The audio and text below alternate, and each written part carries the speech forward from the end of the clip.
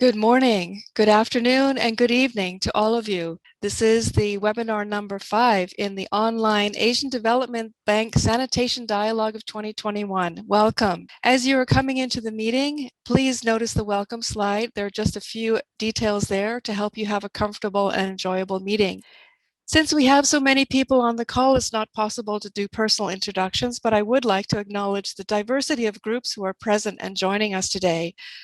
Government representatives from central, provincial, and local governments are here, and we welcome you. Representatives from water and sanitation utilities are here joining us as well, including academia, international development organizations, and financial institutions. Welcome to all of you. In addition, NGOs, CSOs, and philanthropic organizations are with us, including as well as the private sector representing products, services, and consultancies. In addition, members of the media are with us as well. Welcome to all of you, and let's get started. To open the session, I'd like to just say a few opening remarks. For this session, strategies to keep sanitation services operating. It is well known that investments in sanitation and wastewater treatment are typically 3 to 4 times more than those for water treatment systems. In many Asian settings, the operation and maintenance of sanitation systems are ineffective or inefficient, whether those are publicly or privately owned. And because of that, system breakdowns are inevitable and detrimental to public health, the environment, and overall quality of life. Public utilities struggle to sustain sanitation systems due to lack of funding and incentives that encourage better management. In addition, a lack of viable service providers, those who could deliver components of the sanitation cycle, further compounds the challenge of delivering inclusive sanitation. In today's session, we look at the interplay of citywide inclusive sanitation, also known as CWIS, those elements in the context of ensuring service continuity, that is, with respect to institutions, safety and reliability, as well as equity and inclusion. We will also hear about asset management, operation and maintenance, and other strategies that integrate sustainability into CWIS plans, programs, and projects. Marieke van Nood. Marieke is the Regional Manager for Asia and East Africa at World WaterNet, a foundation that is linked to WaterNet, a water company in Amsterdam and surrounding areas in the Netherlands. Currently, Marieke's focus is on resolving water and sanitation issues in developing countries and sharing relevant knowledge and expertise of WaterNet experts to deliver suitable and sustainable solutions. Marieke, we welcome you and look forward to your presentation, and I turn the floor over to you. Thank you very much, Andrea, and hello to you all. It's an honor to speak about strategies to keep sanitation services operating. And the tool I would like to talk about is Water Operators Partnership, and I will give the example of a partnership between Bekasi Indonesia and the utility of Amsterdam. We started a partnership there 2 years ago, which was extremely pragmatic and demand-driven. And the main goal was to build capacity of the technical wastewater unit of Bekasi City, which is a city close to Jakarta. Given that it's so demand-driven, the partnership is best introduced by showing a small 2-minute video of the technical wastewater unit head himself, Pa Andrea Sukito. Thanks for showing this short video. Halo semua, pada kesempatan kali ini saya akan menjelaskan tentang program kemitraan antara dua operator yang difasilitasi oleh Asia Development Bank, yaitu UPT Depal Disperkimtan Kota Bekasi sebagai operator air limbah domestik di Kota Bekasi, dengan WaterNet Belanda sebagai operator air limbah domestik di Kota Amsterdam, Belanda. Program kemitraan ini meliputi 3 aspek. Yang pertama, peningkatan manajemen administrasi dengan memperbaiki data-data administrasi yang terdapat pada web desk, server, dan peningkatan pengelolaan keuangan. Aspek yang kedua, peningkatan manajemen sumber daya manusia, di antaranya peningkatan cara pemeliharaan dan operasional instalasi pengolahan lumpur tinja, menjaga baku mutu pengolahan, dan pemahaman terhadap pentingnya sebuah keamanan bekerja. Keamanan bekerja tidak hanya fokus kepada perlindungan diri sendiri, tetapi memastikan bahwa lingkungan di tempat kita bekerja memberikan keamanan yang baik saat berlangsungnya pekerjaan. Ketiga, merevisi dokumen peta jalan sanitasi Kota Bekasi yang telah berakhir pada tahun 2019 menjadi dokumen peta jalan sanitasi tahun 2021 dan 2025. Melalui program kemitraan ini, dokumen yang disusun lebih lengkap dan lebih baik. Hal ini didukung pula oleh keterlibatan lembaga di luar pemerintahan diantaranya CWIS Plus, UNICEF, dan World Bank. Dari 3 aspek yang menjadi fokus utama program kemitraan, menjadikan program kemitraan merupakan contoh terbaik untuk Kota Bekasi dan Indonesia. Saat ini, Indonesia mulai mencoba menjalankan program serupa untuk beberapa di daerah di Indonesia, yang menjadikan PT Depal di Perkimtan Kota Bekasi merupakan salah satu mentor. Negara Indonesia yang berasaskan ketuhanan yang Maha Esa membuat kesehatan masyarakat merupakan hal utama dalam pembangunan. Salah satu mendukung kesehatan masyarakat adalah perbaikan sanitasi. Keutamaan kesehatan masyarakat dapat dilihat dari rencana pembangunan jangka menengah Indonesia dan Bekasi. Terima kasih saya ucapkan kepada Asia Development Bank dan Waternet Belanda atas terlaksananya program WOP ini. Dan kami berharap program kemitraan ini dapat terus terselenggara di Indonesia untuk mewujudkan cita-cita bangsa Indonesia, yaitu meningkatnya kesejahteraan atau kesehatan masyarakat. Terima kasih. Thank you. So you have a bit of an overview of Bekasi and the wastewater treatment plant, but there was a lot of information. Just to start, when we were approached by the Asian Development Bank to support Bekasi Technical Wastewater Unit, we found an extremely energetic staff, and they already profited from support from other international organizations. But what we learned is that there was a lack of basic understanding of what a newly built treatment plant was supposed to do. So then we started with a training program on some technical issues, really to increase the performance improvement of the plant itself. And just some context, because currently 6% of the wastewater in Bekasi city, a city of 3 million people, is safely managed, and they have high ambitions to go to 23% quite quickly. So we trained them on treatment process, maintenance, safety, monitoring, and it was really trainings to also to help them do it themselves and to really identify trainers among the staff so that they could also continue the trainings themselves. With the technical topics, we gained a lot of trust of the Bekasi team and the wider environment, and we found that UNICEF and USAID had important programs to increase revenue collection and also to increase the status of the technical unit so that they would get more mandate.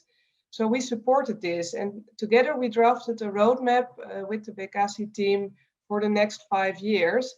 And that's one lesson, that only technical performance improvement in such partnership is not sufficient for sustainable change. So there really needs to be work on other institutional improvements.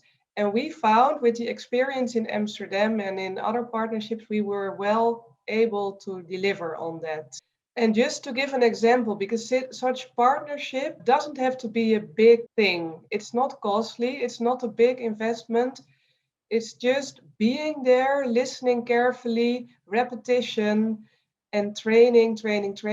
And one example, when we went there in 2020, the beginning of 2020, we learned of awful floodings in Bekasi city.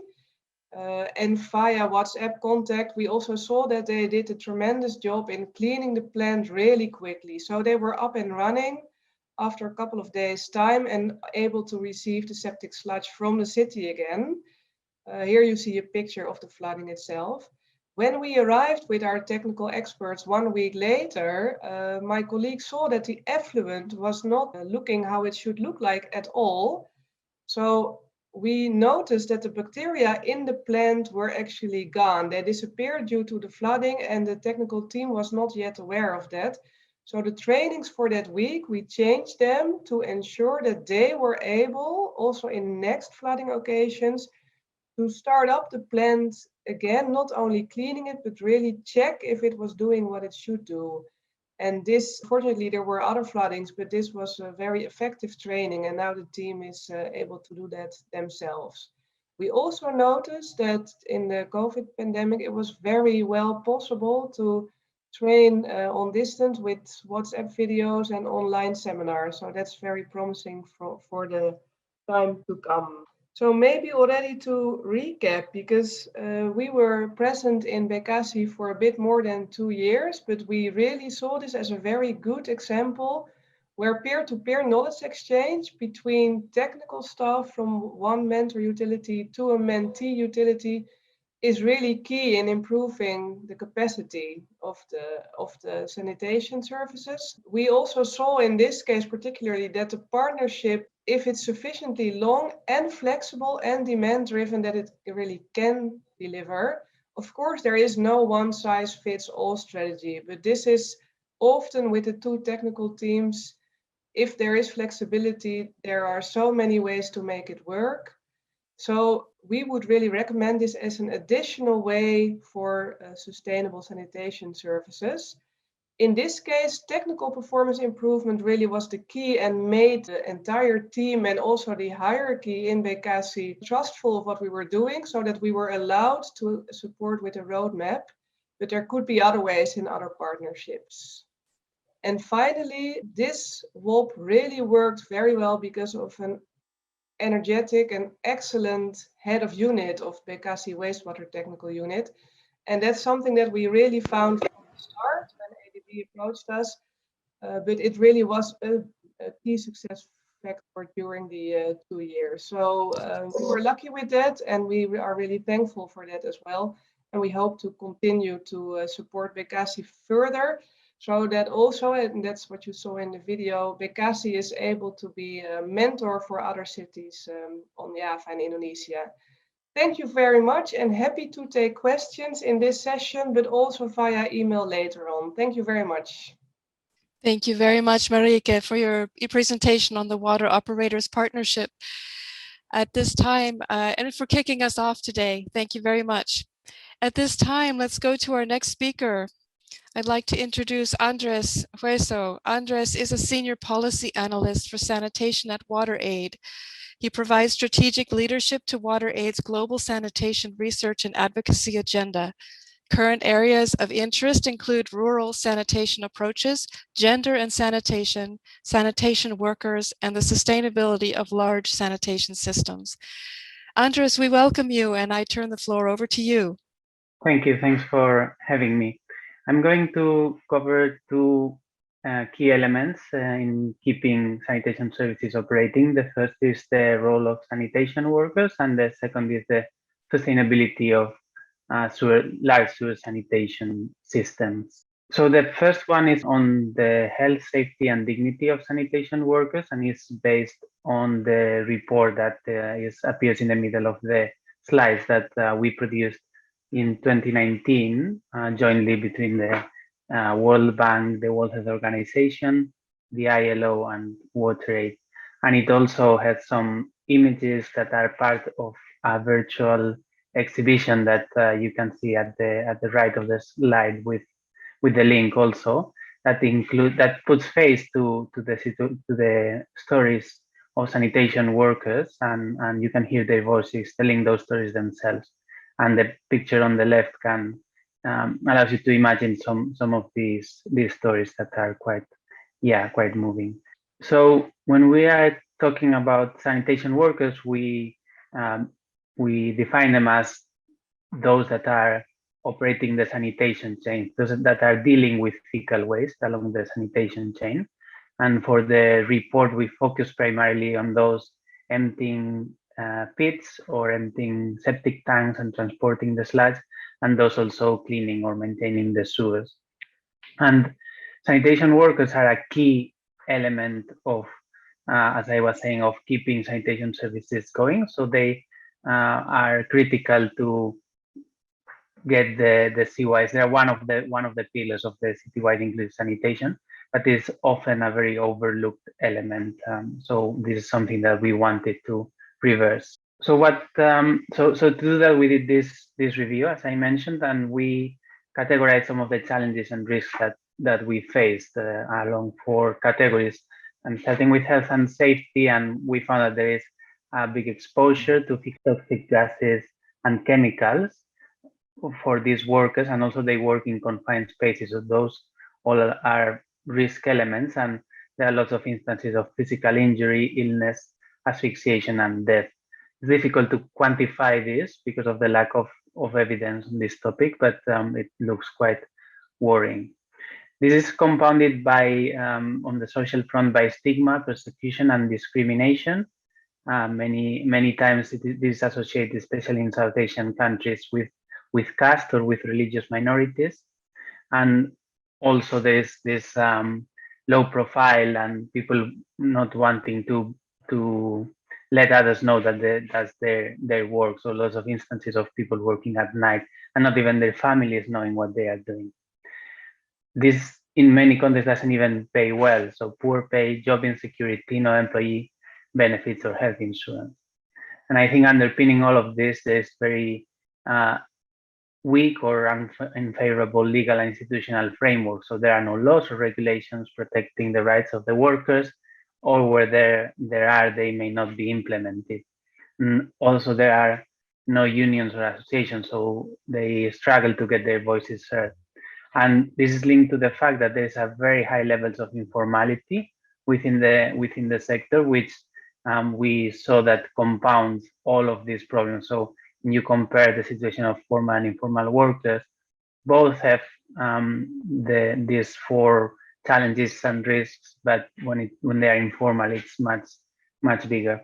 And we did separately we did a study in South Asia on the impact of COVID-19 and lockdowns on these workers, and again, the informality was a key driver in terms of the level of protection and information that they were receiving.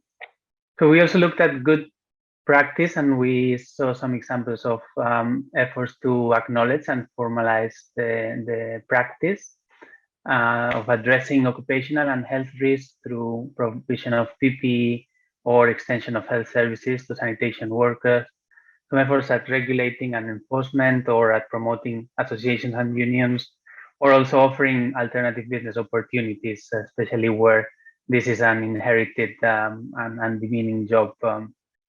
And the action areas that came out of that report are policy and legislative and regulatory reform, the development and adoption of operational guidelines, advocacy and empowerment of sanitation workers, and building the evidence base. And since then, what we've been working on is continuing some of this work, and we've recently embarked on a global advocacy project that aims to achieve political prioritization, so support the inclusion of the workers' rights in government and civil society agendas, mainstreaming this issue in the WASH and in the labor sectors, and also address some of the knowledge gaps. So we have a suite of activities that are in that table that I won't go into detail at this stage, but if you are interested in this, I can tell you more in the Q&A or via email.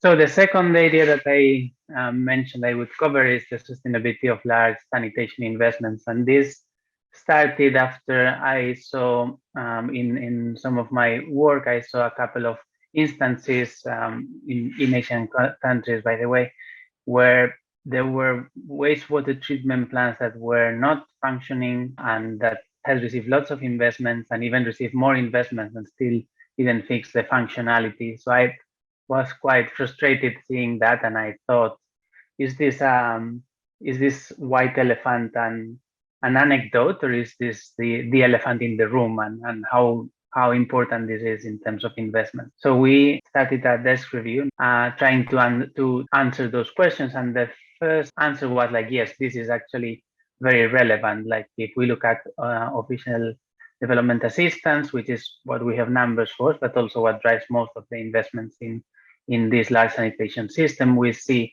that 22% of the funds that go to WASH are for large sanitation system. And if we just look at sanitation, that's actually twice as much as what is invested in basic sanitation. So around $1 billion a year is ODA for large sanitation systems. And this is just to show where it is coming from. And we can see Asian Development Bank is fifth in terms of the ODA to large sanitation systems. And what we found is that first is that there is not much to be found because there is very little detailed evidence published on the functionality and sustainability of this big sanitation systems. So we don't know how much this is a problem in low and middle income countries.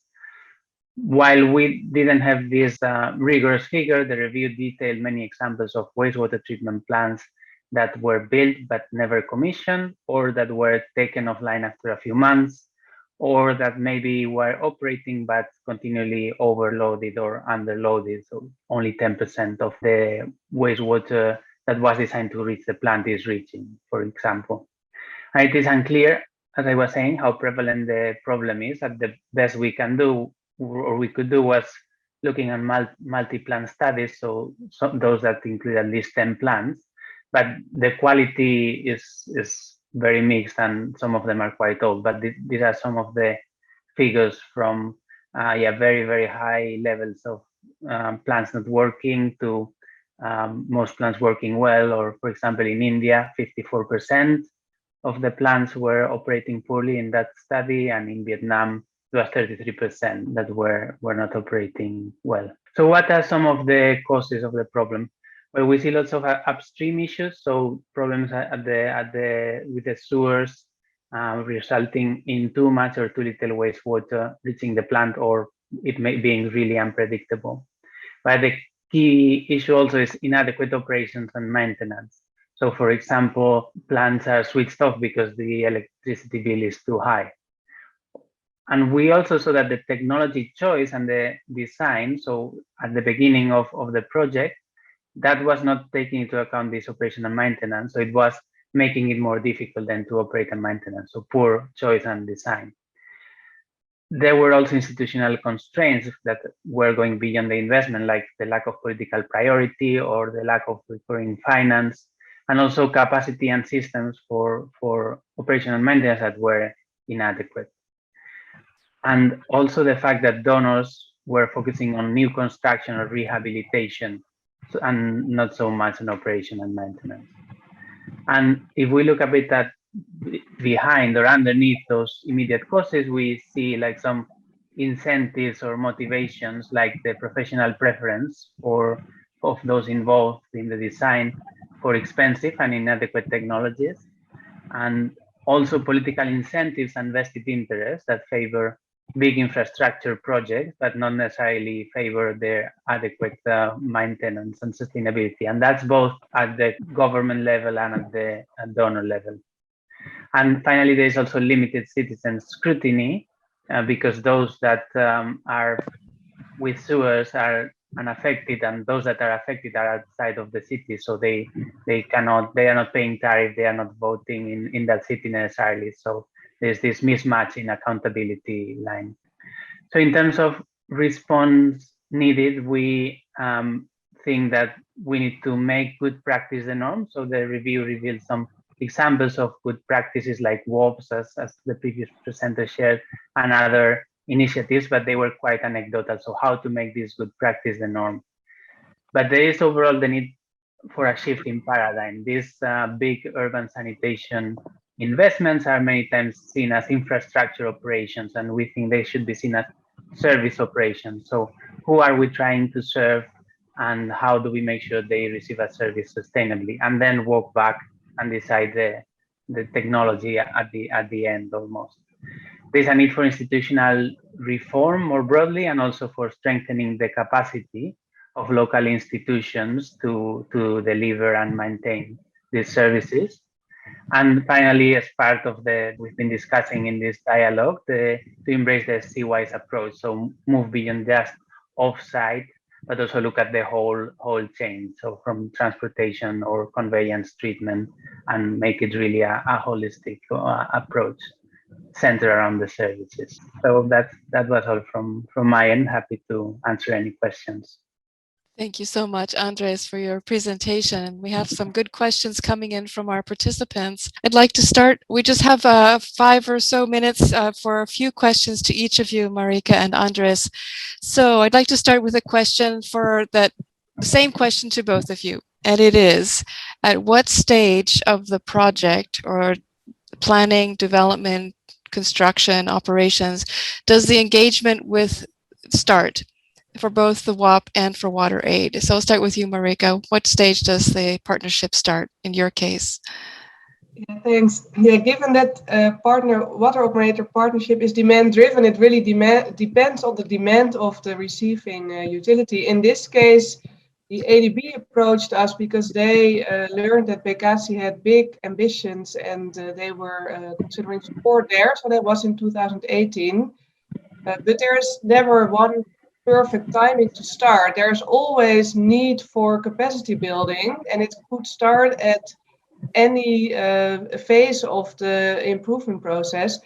It's more that with these enormous ambitions that all utilities have, you know, the earlier you start with partnering, the better. Of course, there needs to be means and instruments to finance the peer-to-peer support. Even if it's not financially heavy, there needs to be a means to do so. Thanks. Thank you so much, Marieke. And over to you, Andrés. In WaterAid's case, what stage does your engagement start with your organizations that you assist? Yeah, I mean, these examples that I presented were more on the research end of it, but in our regular ways of working, we work with partners regularly. So we would be working with local governments or with local civil society, and yeah, we strive to involve them from the beginning. So when in the decisions of what is needed and how it should be delivered. Thank you very much. Marieke, for you, another question from our audience here. How was the WAP able to manage differences in climate and technologies, given the differences between Indonesia and the Netherlands? Yeah, that's a good question, because it's never our intention to implement what we did here in Amsterdam exactly to other environments. That's not what it is about. But for example, the basics on the technical processes, the basics on safety, on operations, on maintenance, on how to draft standard operating procedures, these basics are all the same everywhere. And that's really also a lot about common sense. What needs to be in there exactly, that depends on the climatic technical circumstances. But the capacity at the utility is always there. It's just that they need support to look a bit more strategically, to really take leadership. So there are differences everywhere, but that's not an issue at all. Thank you so much. Another question for you, Andrés. Our participant is asking or stating, often the problem is implementing existing law. Do you have any experience on how this can be addressed from location to location? Implementing the law, you said, sorry? Yes, actually, I'm scrolling through the chat here to see what this more specific question was. I think it must be around the sanitation workers and the fact that there are sometimes legislation to protect them, but then it's not implemented. And I think that speaks first to a lack of regulation, but then there's also a very common practice of subcontracting. So the municipality contracts a company that then contracts a company that then contracts some workers randomly somewhere to do the work, and sometimes we see them subcontracting at the manhole in some cases. So when you have such a long chain, then it's very difficult that any laws are implemented. So I think it's cracking down a bit on that and making sure that the municipalities take more ownership and responsibility. But I think at the end, there's also the need to consider sanitation workers as our fellow citizens, because there are people watching these things happening. And if we see them as fellow human beings, then that would be an outcry. We would call the police, and that would stop or at least be reduced. Thank you, Andrés. So I mentioned this was going to be a very short question and answer period, so indeed it is. We're going to continue now with our other speakers. Thank you so much, Marieke and Andrés. At this time, I'd like to introduce our next speaker, PD Ram. PD Ram is the project director for the Urban Water Supply and Sanitation Sector project with the Department of Water Supply and Sewerage Management under the Ministry of Water Supply in Nepal. Besides various potable water initiatives, Ram will oversee the construction of about 8,000 toilets, including public toilets suitable for different genders and the disabled. PD Ram, we look forward to your presentation, and I turn the floor over to you. Thank you. Namaste and good afternoon from Nepal. It's Miram, and I'm going to share our experience in the implementation of water supply and sanitation project in small town, semi-urban area and urban area in Nepal. We are implementing the project in phase-wise. We have already completed first, second, and third phase, starting from the 2000, and now we are in fourth phase, urban water supply and sanitation project. It will be in 2024, and we are implementing the project all over the country, Nepal, and already get accessed by the people. 1.3 million people already get accessed, get service from our project.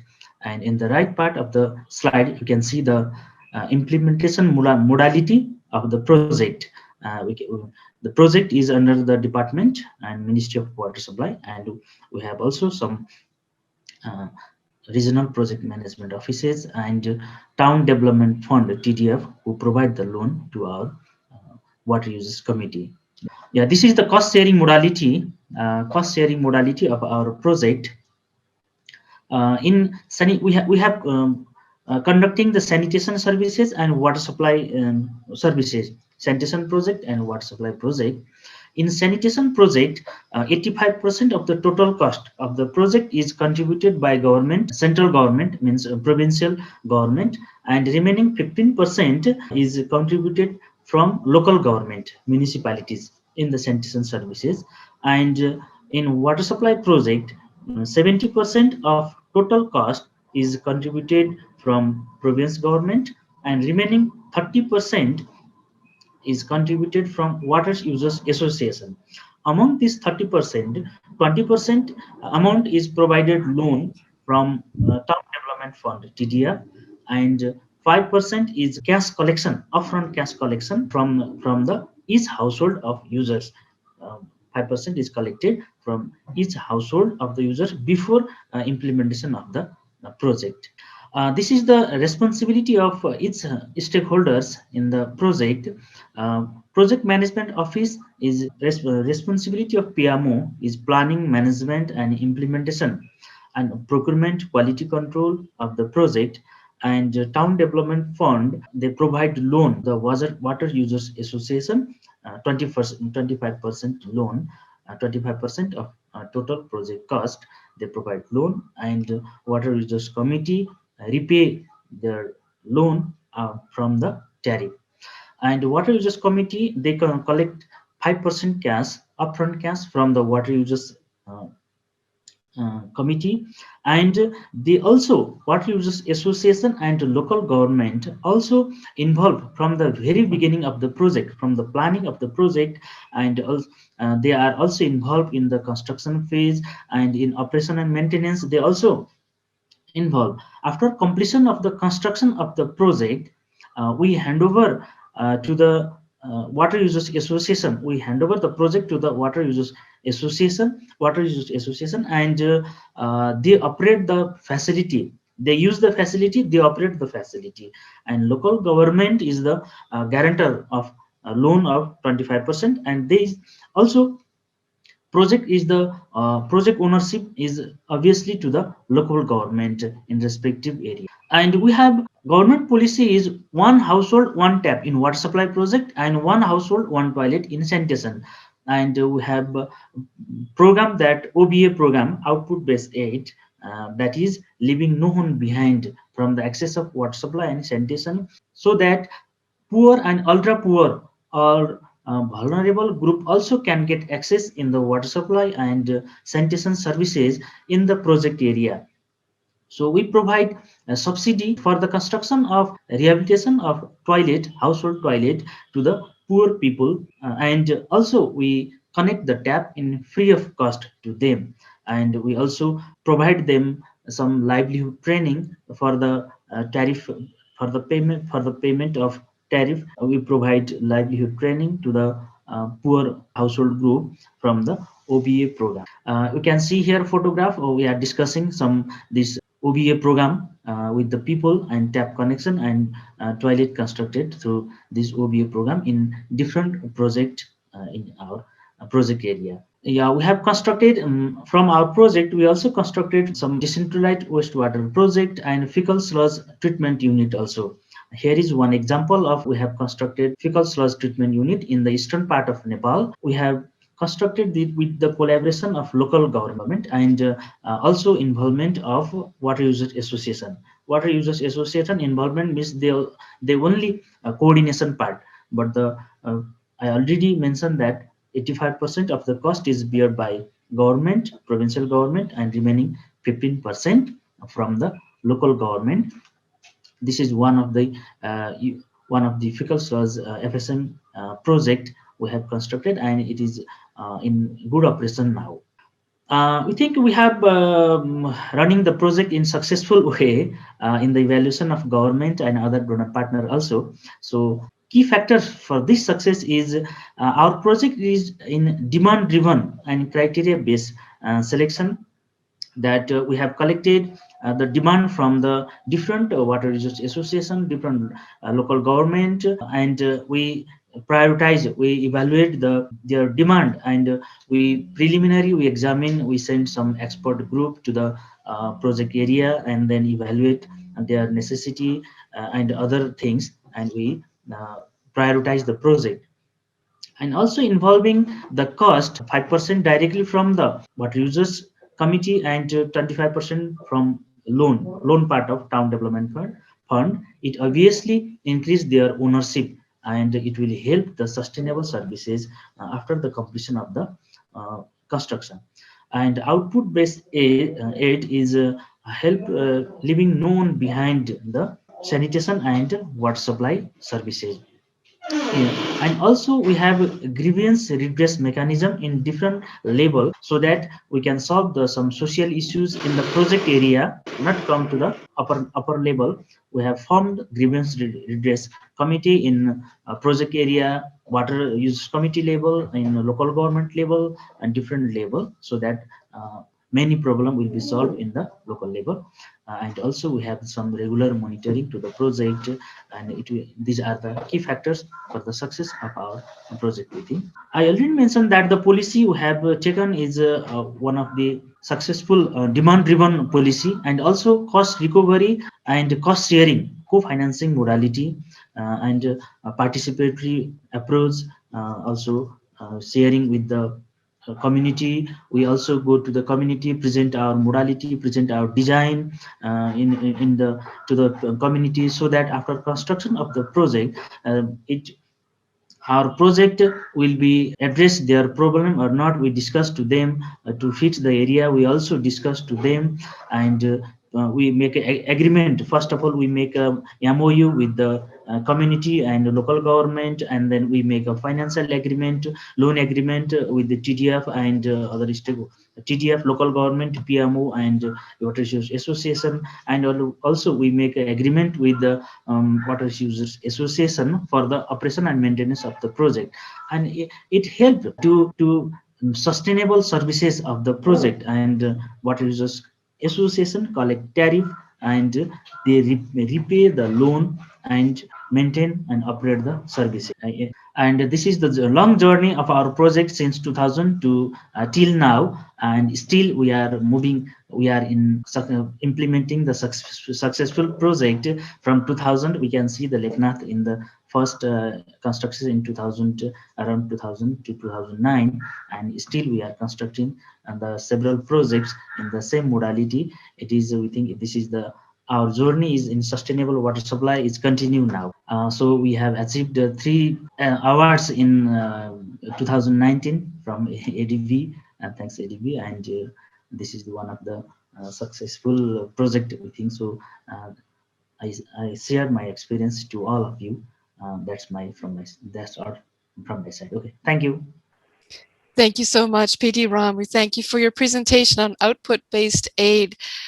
We now go to our next speaker, Donna. Donna is a wastewater operations head in Manila Water, Philippines, where she leads the company's wastewater management services, including the collection of sewer and septage from households and businesses, conveyance via sewer network systems, to full treatment in sewage treatment plants. With her team, she is constantly seeking to improve wastewater facilities by exploring new technologies, developing standards, and providing sustainable solutions. Donna, we welcome you and we look forward to your presentation. I turn the floor over to you. Thank you, Andrea. Good day. I'll be sharing Manila Water's best practices in implementing wastewater management in East Zone of Metro Manila. My presentation will be focusing more on the technical solutions that our company is currently implementing, our advocacy program, operations and maintenance of wastewater facilities, and the forward-looking plan of Manila Water. Manila Water is providing potable water and wastewater services to the East Zone of Metro Manila.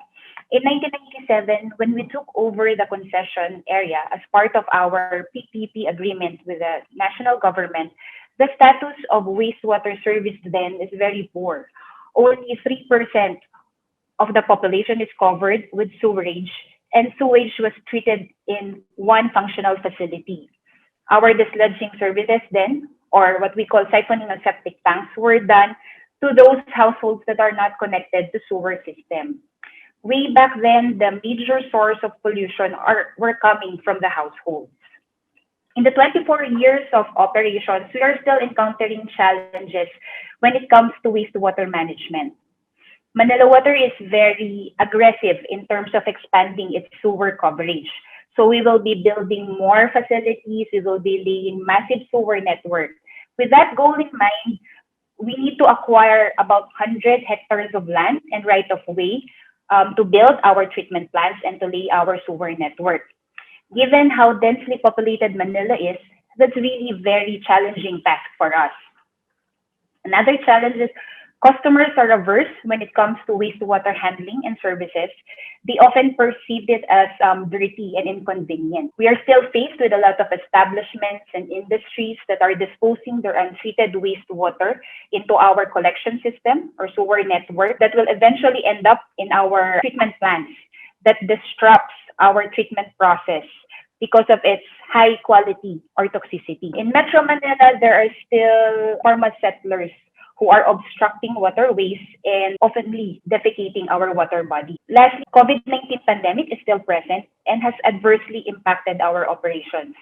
The flow of goods, services, manpower, materials, and equipment have slowed down our operations since March 2020. But this challenge, we were not impaired with these challenges. Instead, we moved forward and we plan and generated sustainable solutions. There are 3 technical solutions that Manila Water is currently employing. It is our responsibility that when we supply clean water, our customers will consume it and use it, and the used water or the wastewater we should be collecting from households.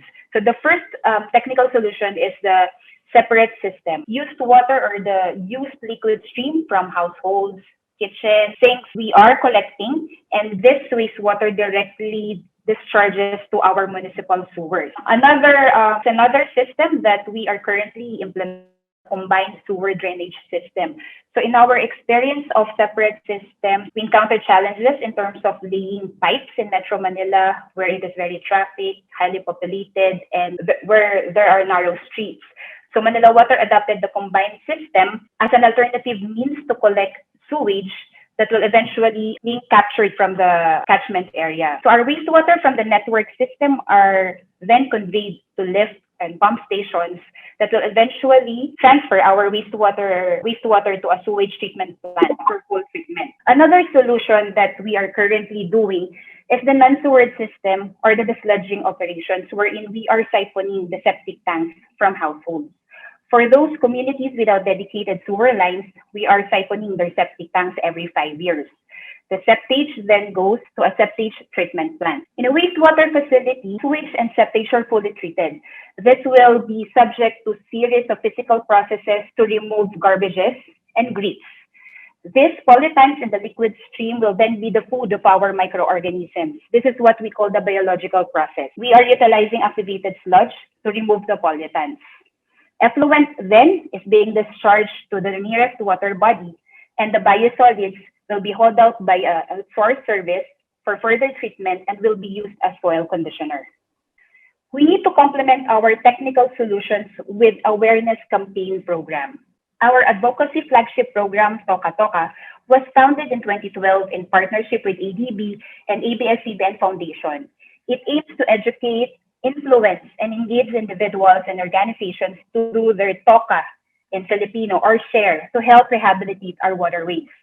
This is so that Manila Water, including national government, local government, and the community work hand in hand towards our common goals. So these are the toka or the shares that each customer can do. Septic tank desludging, connecting to a sewer line, segregation of waste, and sharing the advocacy to the entire community. We have since then implemented various programs under our Toka Toka. So we do cleanup of waterways, we do tree planting, we do information education campaigns. Pre-pandemic, we are actively doing Lakbayan tours or the water trail program. We invite different local government entities, national agencies, even students, private organizations, and even residents from our concession area to do the Lakbayan tours for them to know how we are cleaning wastewater and discharging back to the environment. Last year, we signed a partnership with the 3 cities of Metro Manila to clean and rehabilitate 4 esteros or water bodies as part of our Adapt an Estero program. This is wastewater operations in a snapshot. Currently, we are operating 41 wastewater treatment plants with a total capacity of 410 million liters per day. Our sewer network reached up to 390 kilometers, and we are operating around 50 lift pump stations. So we have 34 separate sewer system and treatment plants. We have 5 combined system and 2 septage treatment plants with over 10,000 of assets, equipment, machineries that we are operating and maintaining. So most of the facilities are utilizing conventional activated sludge, and we shift in using sequencing batch reactors for larger treatment plants. With a new regulation in place, especially on the effluent, nutrients should be removed, so we will upgrade all our existing facilities to comply with the new standards. In terms of manpower, our team is very young and dynamic. Take it from me. Yes, wastewater operations is being run and led by 50%, over 50% millennials. We still have baby boomers and Gen X's in our team who are very passionate and dynamic.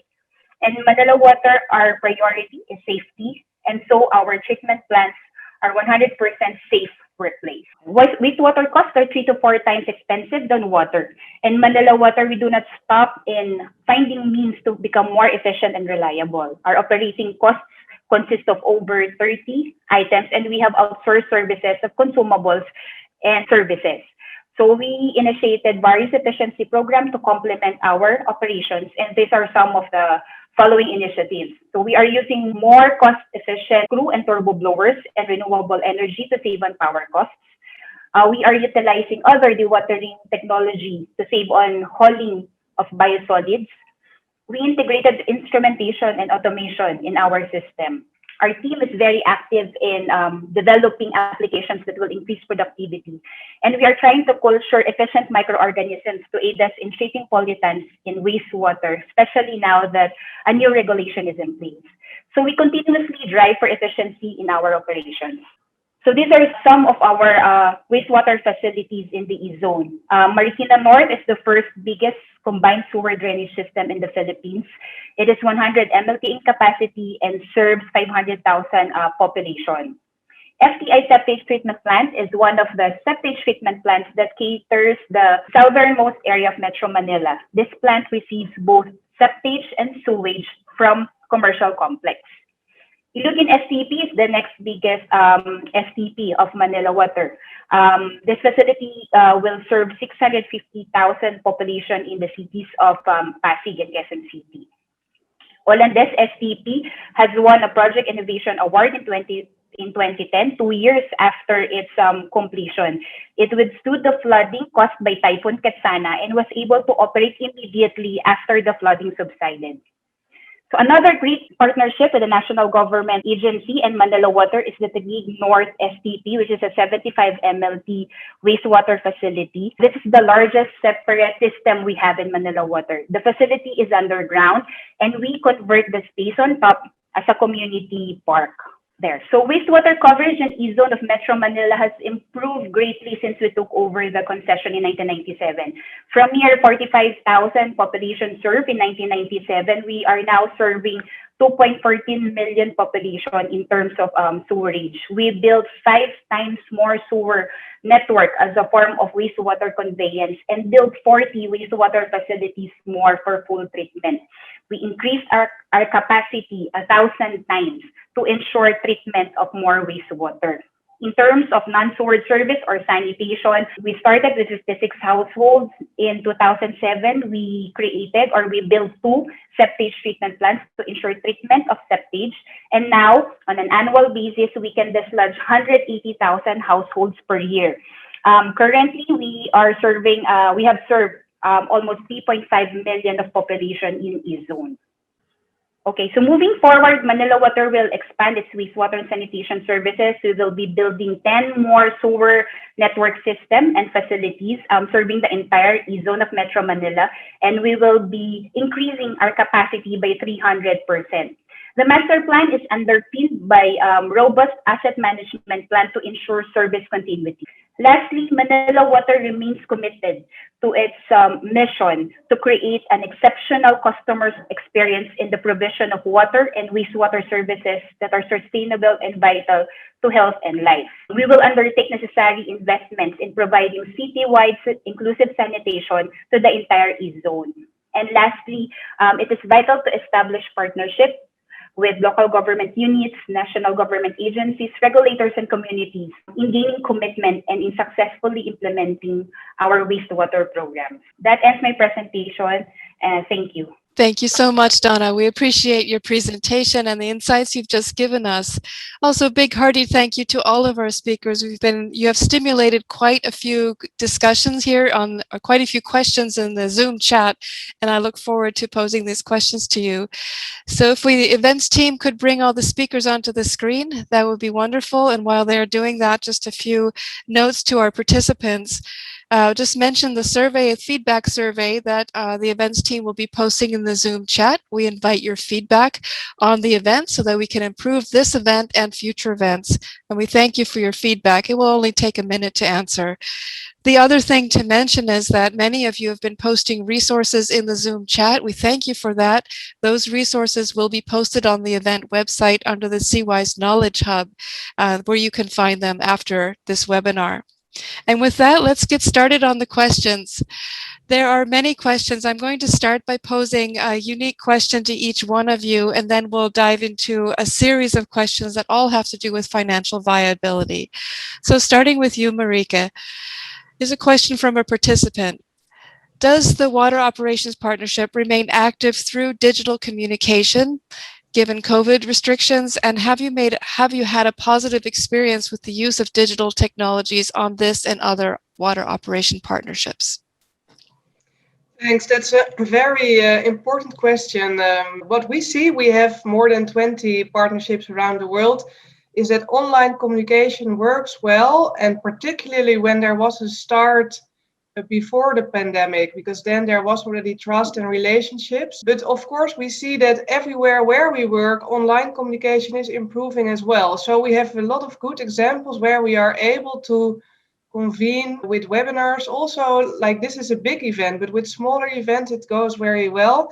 But even with a lot of simple tools like WhatsApp groups, we have WhatsApp group with the technical stuff, and we are able to make pictures to show, like even if a sample is taken, to show and to see how this is managed. It's really working quite well. And of course, we hope to go back to a bit more normal situation where we combine online support and physical support. But yeah, definitely it went quite well. Thanks. Thank you so much, Marieke. I'm now going to go to a question for Andrés. Regarding sanitation workers and the compelling information you shared with us, how does the system accommodate the limitations of workers as well as improve the lives of these workers? I mean, I think it's a difficult question. I think you need to. It's a progressive change, so you need to start from where the workers are and see how you can work with them to build up their skills and make sure that they can provide better services in better working conditions and gradually move towards a more professionalized and formalized type of work. So I think it's a long-term effort, and yeah, it's that dilemma is important because it's easy to get it wrong and just go for disregard what is there and just design new things and bring in external companies that will deliver the services and then leave these workers without any livelihood. So I guess I agree with your question rather than responding it, but that's what I can answer. Thank you, Andres. That was a big question that would take time to answer. For PD Ram, another participant question he's asking, or she's asking, can you say more about how output-based aid was used and how it contributed to leaving no one behind? Yeah, in OBA program, we provide some cost for the construction of household toilet and rehabilitation of household toilet to the poor people. We identify people from, they fill up some forms and we evaluate the forms. We verify in the field. Our team verify in field, and we also published public notice that he's the under poverty line or not. Some complaint we receive, and then we again verify, then we identify the poor people and provide them to subsidy in the sanitation facility for the construction of toilet, and in the for the connection of tap. We connect tap in free of cost. It means in the time of upfront cash collection beforehand the project implementation, they provide if they provide some amount, then we refund them their amount after identifying his in the list of poverty line and in the OBA, from the OBA program. Well, yeah. Thank you, PD Ram. And over to you, Donna. So another question. Knowing what you know now, what two things would you change if you were programming in the first place to ensure sanitation services were fully operating both institutionally and financially 5 years down the line? Okay. In my personal opinion, ideally, it is still best to employ a separate system. I think Manila Water has done a great job in terms of converting the communal septic tanks then into a separate system. That's the quick win that Manila Water did for us to kickstart the wastewater management. So I think given that we have available lots here in Metro Manila, I would then proposing separate system for us to become more efficient in terms of wastewater management and operation. Thank you. Thank you all. I'd like to now turn to attention to the question of finance and financing. There were a number of questions from our participants here regarding fees and cost recovery and so forth. So I'll start with a series of questions, one to each of you, and then there are some more general questions that all of you may want to weigh in on. So Marieke, going back to you, what is the model for financial sustainability of the systems in Bekasi? Who is paying for operations and maintenance? Is it the city or municipality? Are they financially supporting to run the systems? Yeah, thank you. So in Bekasi, some physical investments were done with the help of institutional organizations, but currently the funding is coming from the municipality or even the national government to the municipality. But a very interesting pilot is ongoing, and it's led by UNICEF, and Bekasi is one of the pilot cities where it's investigated whether revenues can be collected via city building tax. So this is a very promising road, but still ongoing as a pilot. So it's a bit of a mixture and room for improvement. Thanks. Thank you so much, Marieke. Over to you, Andrés. Another question from a participant. Did you find data on what utilities are spending on O&M, specifically on built infrastructure, and whether the costs are recovered by fees?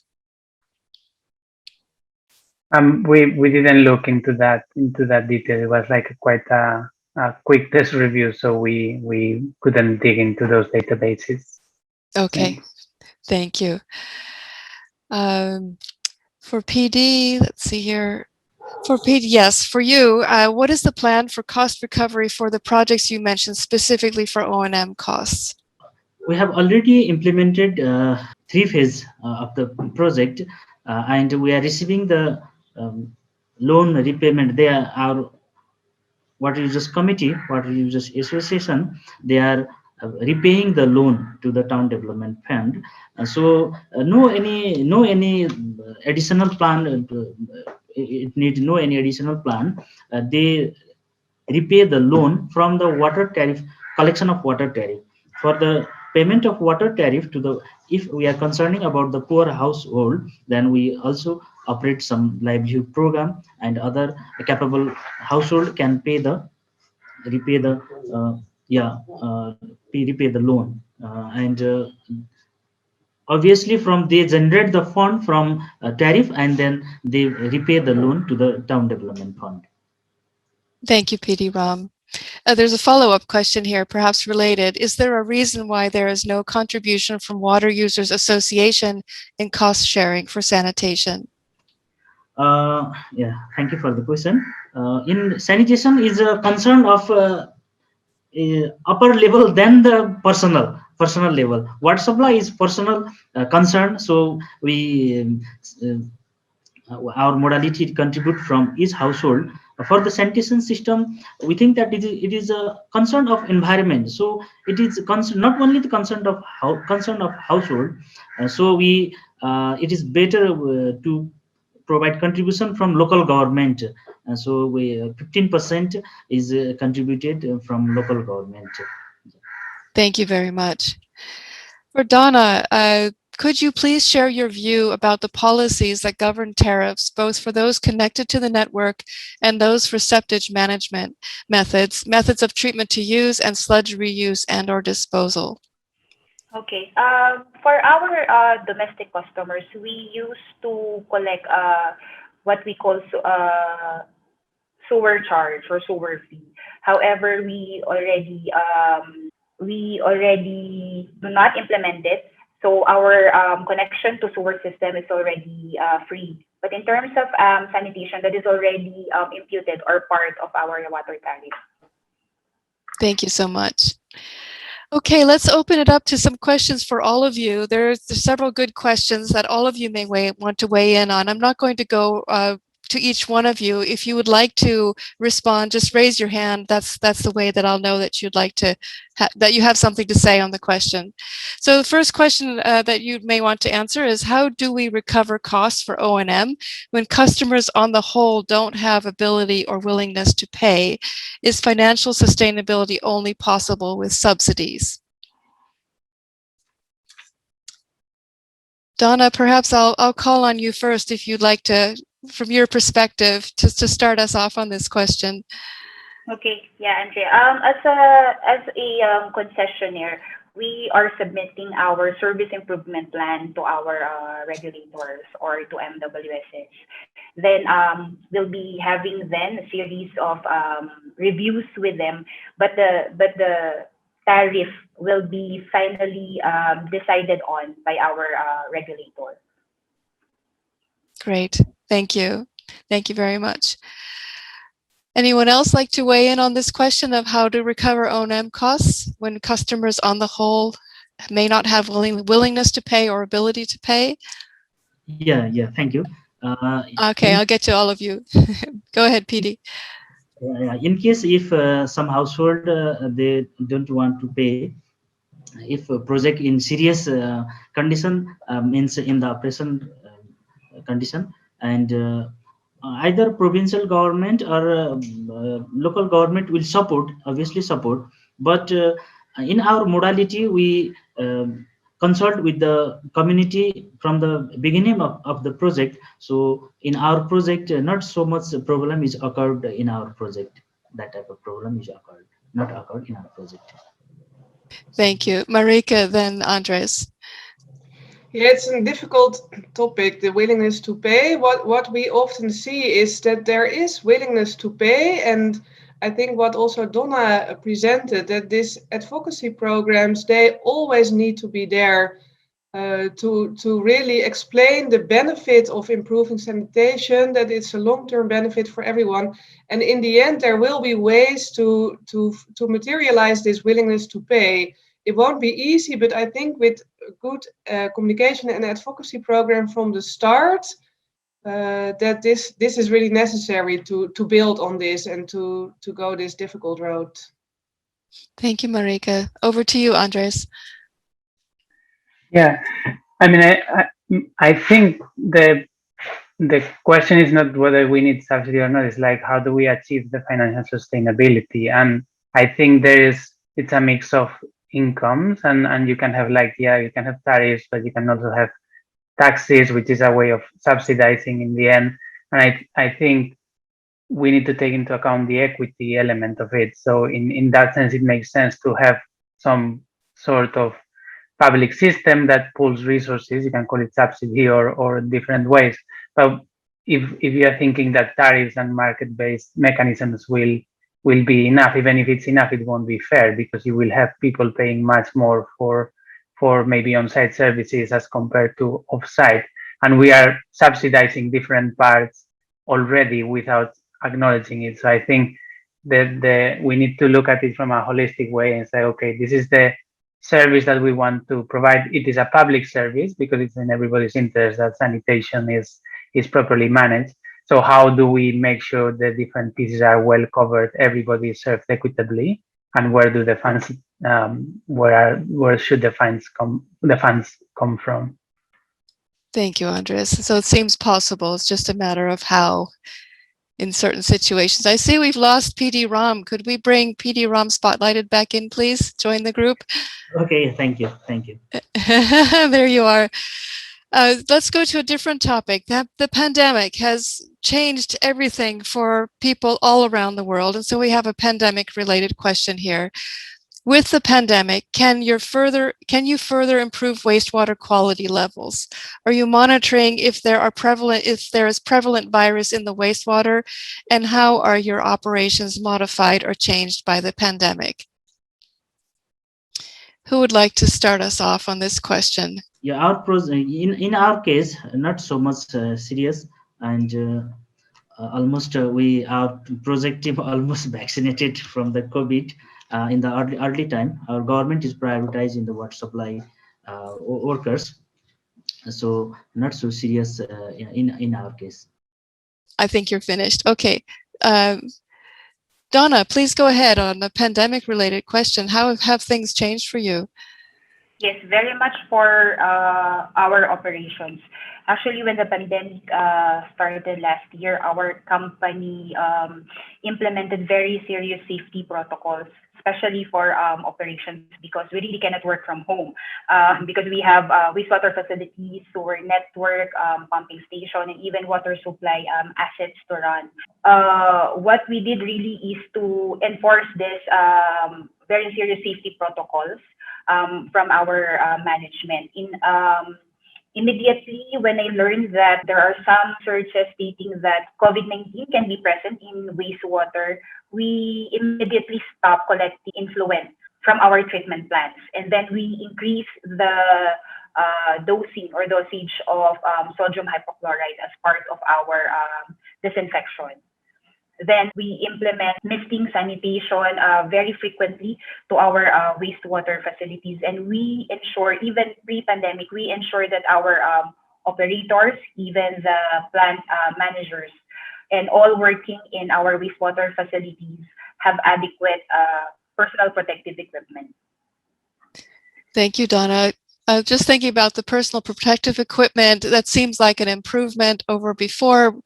as you think about some of the changes that you've made, can you point to specific changes that you've made because of the pandemic that you think you will carry forward after the pandemic?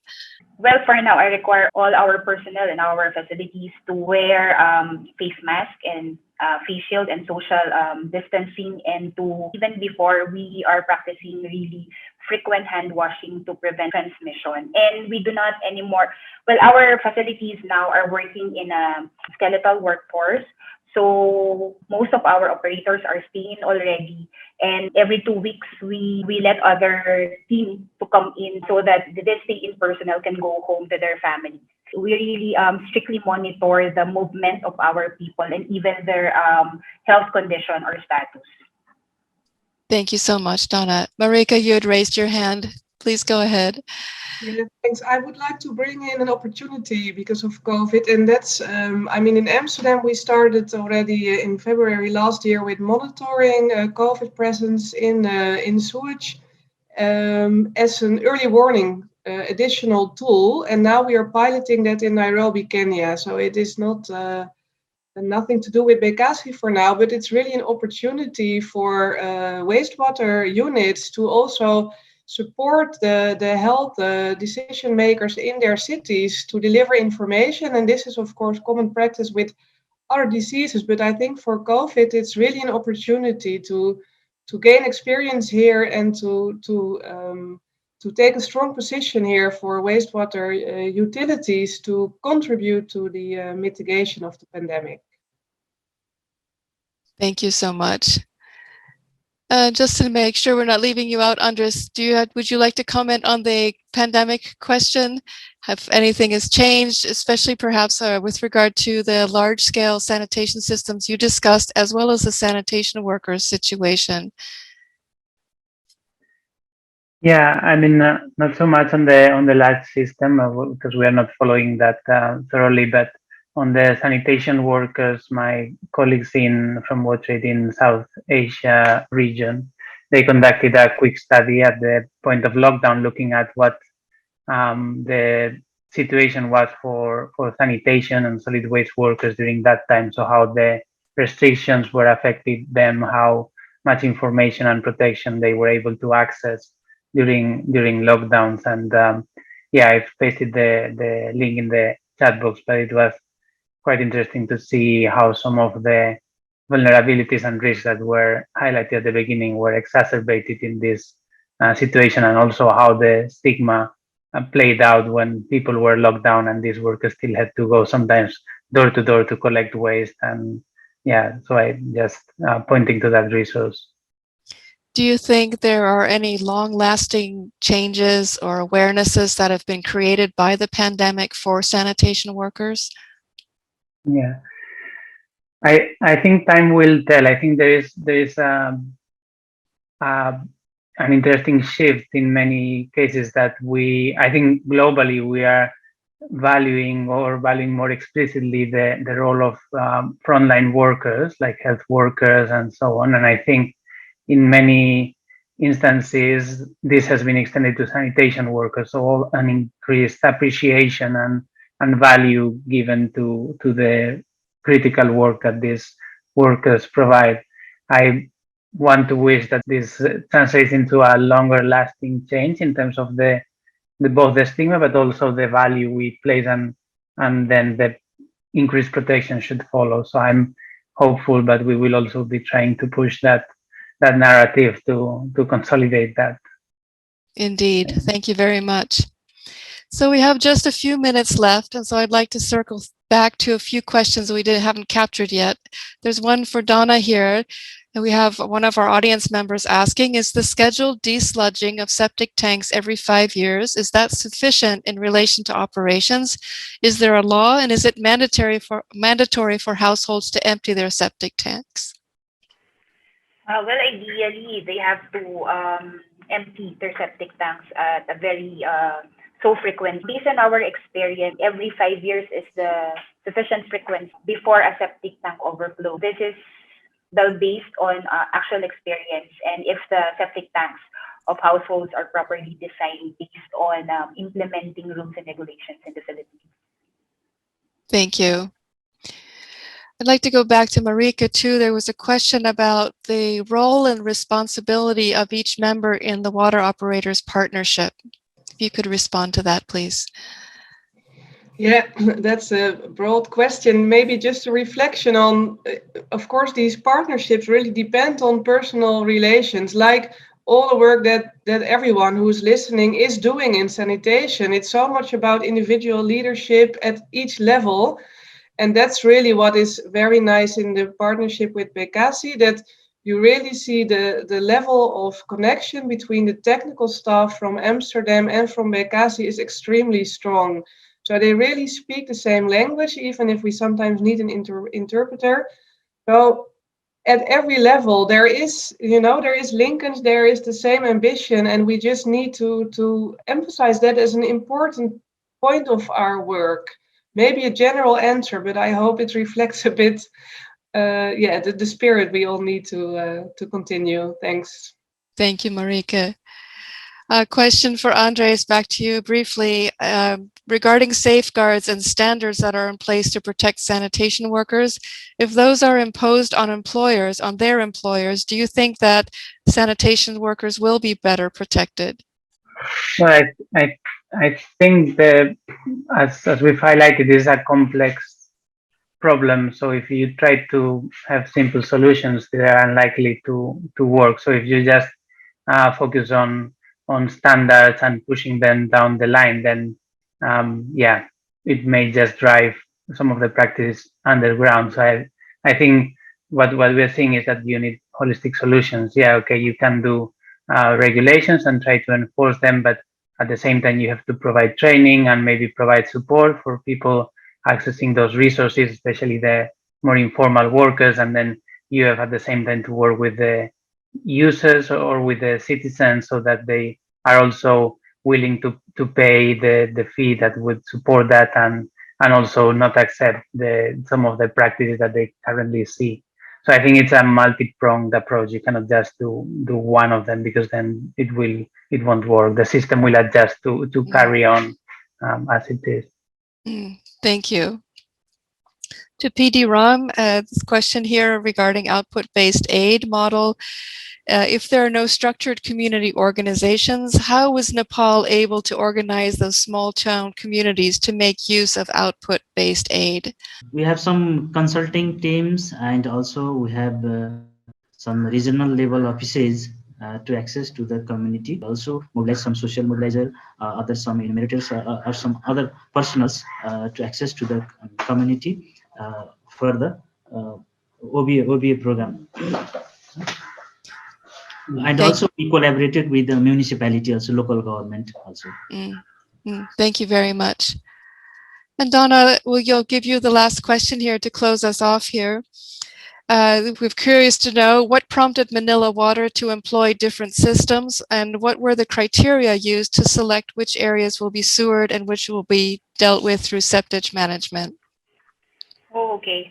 So after we took over the concession in 1997, the main priority of Manila Water then is really to improve the water supply condition. So we used around 3 years to plan wastewater management. So the quick win back then was really to convert the communal septic tanks and to rehabilitate the existing sewer system for those areas that already have those. When we encounter challenges in terms of rehabilitating the sewer lines or even laying ones and converting the CSTs to a full treatment plant, we see there's a need to employ faster system that could collect sewage from the catchment area. And back then, combined sewer drainage system is really very helpful for us to efficiently collect sewage or wastewater from the catchment area. Of course, while we are doing that, we complement those technical solutions with a desludging services or non-sewer system. So we plan out those areas that has septic tanks and that have dedicated sewer lines. We schedule them in terms of siphoning activities. Then we spread over the schedule of desludging services over 5 years, and we repeat it every 5 years then. So as we move to building larger wastewater facilities, then we will cover more areas in terms of wastewater coverage. Thank you so much, Donna. And now a big hearty thank you to all of our speakers for your care and attention in putting together these good presentations with lots of insights and information for us, and also for your thoughtful responses to participants' questions. So thank you very much. I just have a few concluding remarks and a few reminders for our participants at this point. We'd like to leave you with a few summary messages. First, we are talking about a big challenge when it comes to ensuring sanitation services are sustainable, especially when the coverage must include all and the cityscape keeps changing, growing, demolishing, and renewing.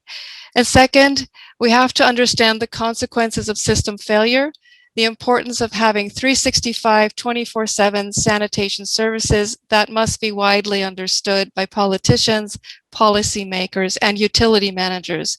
They must also know the significant capital and operating costs of providing services, as we've heard today. Third, institutional accountability is a huge factor. The starting point is to make sure that those institutions have a clear mandate, responsibility, and accountability for delivering services, and preferably control over the receipt and disbursement of charges that they levy for sanitation services. We've also seen that maintenance does not have to mean large in-house crews and costs. Outsourcing works well over a range of functions and offers opportunities for equipment suppliers, small business, tradespeople, and community associations. And finally, I think we've heard from our speakers that sustainability can be achieved. It may be difficult, but we've seen experiences showing of what is possible and highlighting some of the success factors that make it possible. So thanks again to our speakers for your excellent presentations, and for the audience for your participation. Without your participation, this would not have been as good a discussion. So we thank you for your attention. Just a few reminders before we close. Up next is workshop number 5 in the How-To series. This one is entitled The Business of the Sanitation Economy. And for those of you who have registered, we highly encourage you to attend. It promises to be an excellent session. Just a few reminders as well. You can give us your feedback on today's session via the survey. The link has been posted in the chat box for you. It will also be sent to you via email after this webinar. Some of you or many of you may be looking for copies of the materials. Again, the presentations will be posted on the event website, and the recording of this event will also be posted on the website by the end of the week. If you do want to reach out to the event organizers or the speakers, we have 2 contact emails for you at the bottom of the slide. And with that, we wish you a good morning, a good day, or good evening, wherever you may be in the world. And we will hope to see you on Thursday for the last webinar in the series. Take care, all. And by the way, the survey will be up for a few more minutes. We will be keeping this meeting open for another 3 to 5 minutes. Take care.